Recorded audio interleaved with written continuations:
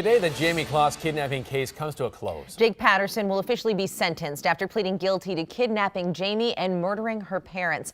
Kaya Edwards is live at the Barron County Courthouse this morning. Kaya, we are just hours away from this hearing. What can we expect? It should be an emotional day in court. We might not hear from Jamie directly, but it is still possible we could hear her message through a victim impact statement, which her aunt could read in the courtroom here today. Now, it has been about almost 2 months now, ever since Patterson pleaded guilty, that this hearing has been set.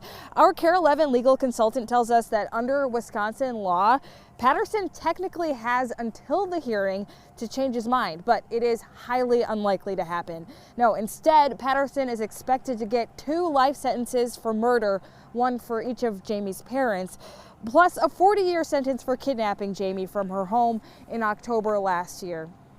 And you will remember it was almost 3 months later, in January, that Jamie managed to make that brave escape from Patterson's home. Today's hearing starts at 1:30 this afternoon. It is expected to last for several hours, and you can watch it right here on KARE 11. And we'll also put up a live stream online for you to watch as well. Lauren?